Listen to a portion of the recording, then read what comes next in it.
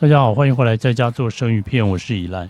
定制網老闆說有一位大七星要送我特別挑今天來拿，因為今天剛好是我生日。這是去年10月底拍的，我看有一些群組裡面都有分享很肥的大七星，我第一次拿到這種大尾的，我之前買的都是小尾的七星仔。那這個魚是昨天撈到的，現在還在江直期。那天氣沒有那麼熱了，就直接在漁港放血，這樣回家處理時會更輕鬆。現在不是魚進港的時候，所以沒有人來擠這個位置，可以慢慢來。那我有帶自己做的攜帶式放血桶來，挺好用的。深科的魚血蠻多的，就算是已經冰一天了，還是有很多血流出來。這個魚的體型很像鬼頭刀，身體長，魚腹扁，背肉很厚。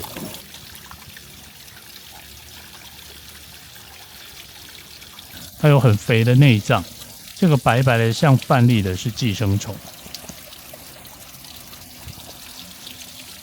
魚帶回家了，接着要細緻的處理一下。這個魚是深科逆鈎生屬，這個類別裡面有3種魚：大口逆鈎生、逆鈎生，還有托爾逆鈎生，3種都長得很像。俗名的話，小的通常就叫刺蔥或者叫七星仔，大的話就叫七星或者飛扁。魚頭的兩側有2根骨頭，這跟別的魚很不一樣。我以前覺得大口逆鈎生會不會就是長得很大的逆鈎生？後來查了資料才知道，分辨方式就是看魚嘴。大口逆鈎生的魚嘴末端會延伸到眼睛後面很多，其他2種不會這麼大。而逆鈎生身上的斑點呢，是沿着側線的上下各有1排，總共是2排斑點。托爾逆鈎生就是嘴小，身上只有1排斑點的這一種。那通常這一種都很小，感覺長不大。那這個魚現在還是僵直彎曲的，我先吊起來，看看能不能拉直一點，希望魚肉不會變形。今天先吃下巴哦，先把下巴吃了，8公斤，哇！你看這個，哇，香哎，這一塊是最好吃的。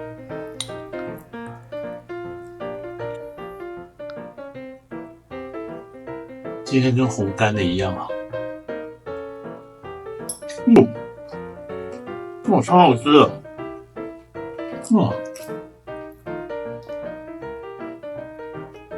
剩下那些慢慢熟，這邊下巴我就把它吃掉了。今天是熟成第5天，要來開魚。這個魚太大了，要分送一些出去。主要是這一尾是人家送的，必須要找人來分擔業力。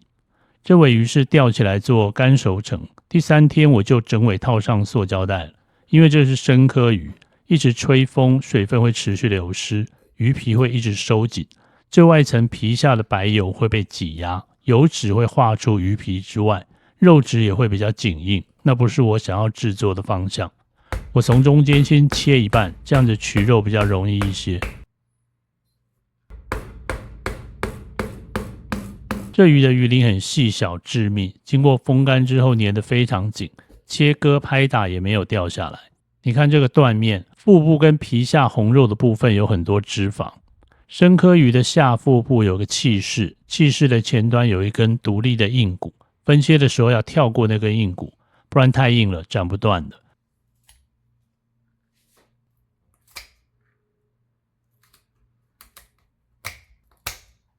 這個肉色肉質看起來都像紅乾，屬於那種稍微緊緻的基底。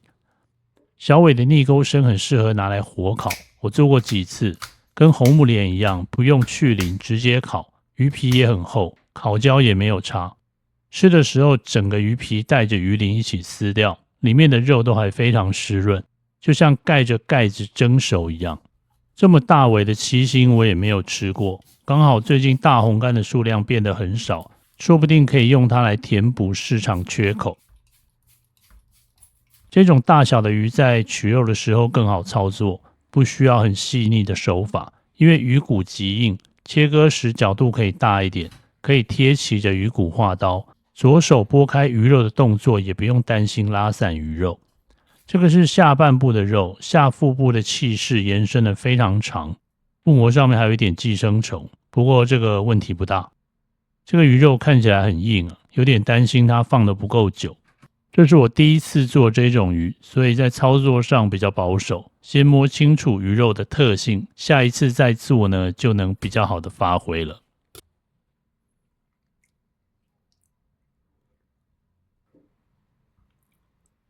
魚骨超粗的，在骨頭之間的骨膜上，還有鰭邊的部位都殘留了不少肉，用湯匙刮下來可以吃。我以前是給貓吃，但它後來有一點愛吃不吃的，變成要看心情。它只有一種肉是完全不会拒絕的，就是海雞腿的肉，它非常喜歡，就跟其他貓看到罐頭一樣的反應。所以骨邊肉後來我都自己吃了。這尾魚有很大的骨瘤，是在湍急流水中造成的骨折，骨折復原之後增生的。有骨瘤的魚肉通常都特別緊緻，被視為好吃魚的象徵。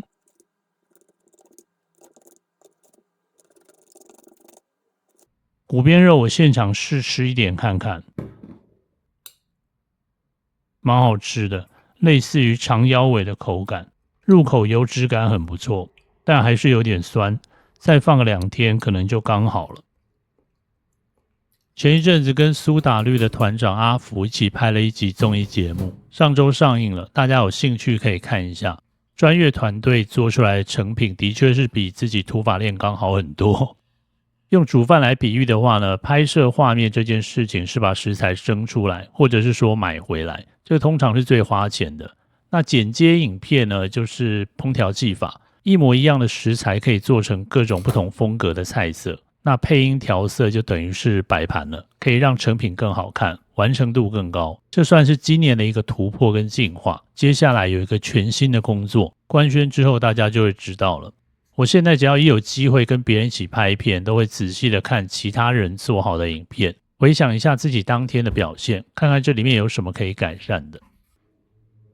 你看這一塊肉的油脂程度非常高，拿在手裡的油膩感像是和牛，切割感也超像的。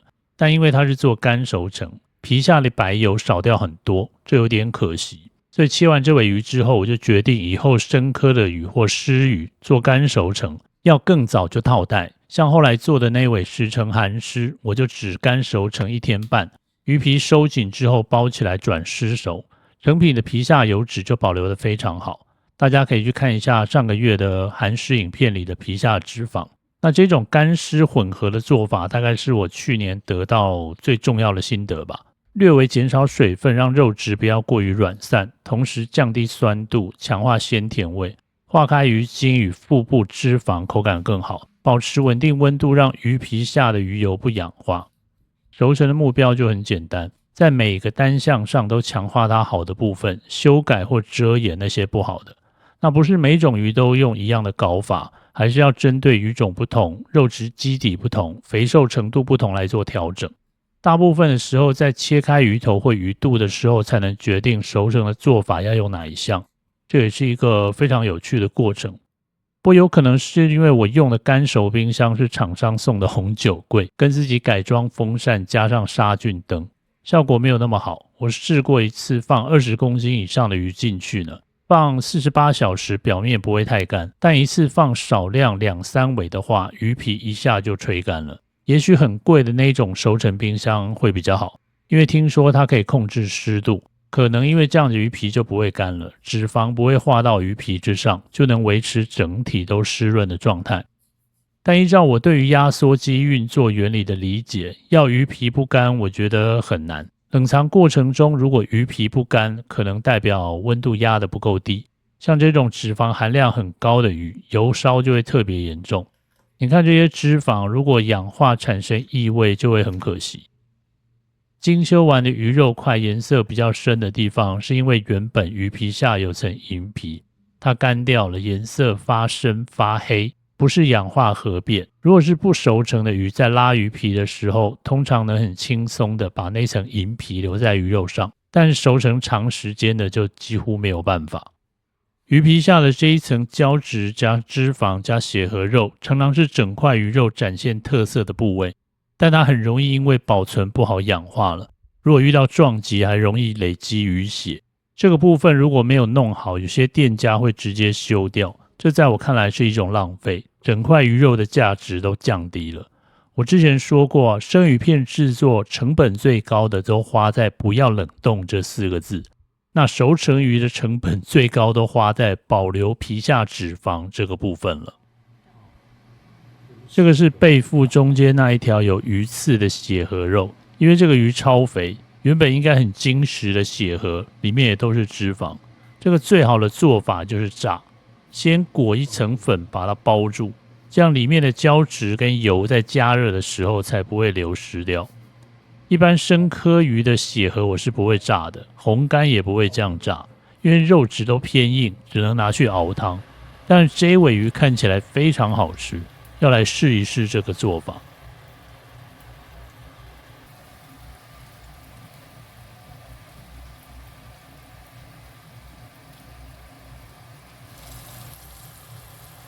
那稍微美中不足的是，它中間有一些魚刺，不能弄得像土魠魚羹那樣子放進羹湯裡面吃。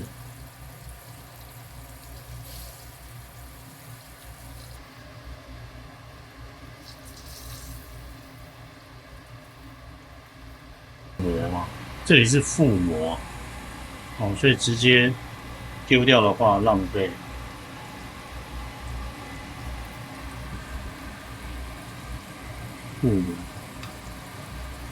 剩下的明天早餐吃了，太多了，一餐吃不完。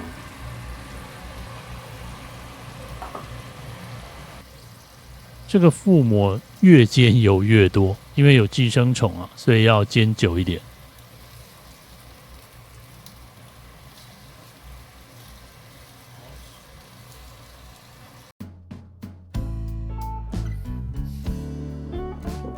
哇，今天換新髮型哎！對啊，哇！我從澎湖調回來台灣之後啊，就沒有在外面剪過頭髮，大概20年沒有在外面剪過頭髮。這樣是不是有點像金凱瑞？不會啦，好看好看。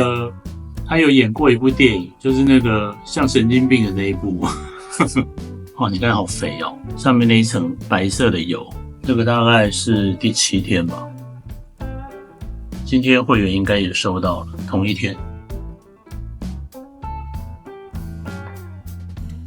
哇，好好吃哦！其實跟紅乾很像，不講的話，應該以為就是紅乾，特別肥的紅乾。你看，這一尾真的超肥，熟成7天了。它這個魚肉啊，只有一點點垂垂的，因為它油脂太多了，太肥了，所以撐住它那個魚肉。哦，太棒了！上次去北海道買都沒有機會喝，我們不要把 logo 露出來，不然要打警語很麻煩。這是氣泡水。對，好，氣泡飲料。哇，太棒了！這個是下腹肉，看起來好像和牛哦，這樣整塊看起來真不像魚肉。你看從這個角度拍，這樣一整排的油脂的光澤，這好誇張哦！看起來好變態哦。對啊，這怎麼可以這麼誇張？這個要這真的是魚肉嗎？我就稍微治一下，讓它油脂出來就好。等一下你要吃熟一點的話，你就再自己治。對，好。它太油了，感覺那個醬油沾不上去。反而你剛剛背肉硬，因為油脂很多嘛，就在肉裡面，吃起來硬硬的，像白干腹肉那麼硬。這血河肉，你等一下吃的時候要小心，它中間會有刺。超香！這一塊沒有刺，它的刺很少，它的刺就前面那一段，它這裡面油脂也很豐富。然後呢，它因為有一些魚筋，吃起來很嫩滑。你只要能夠壓制它的血腥味跟那個魚腥味的話，就會非常好吃，很軟嫩。剛剛那個修魚的邊角料，這是腹膜，這是腹骨嘛。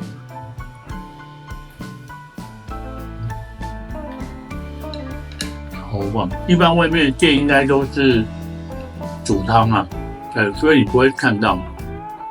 但煮湯有點浪費啊，因為它油脂很多嘛，把它煎一下，覆膜這一層，整個都會恰恰酥酥的。這個不是白毛魚肚裡面的海藻，這個我個人很喜歡啊，它真的是薄荷醬，然後又很去油膩。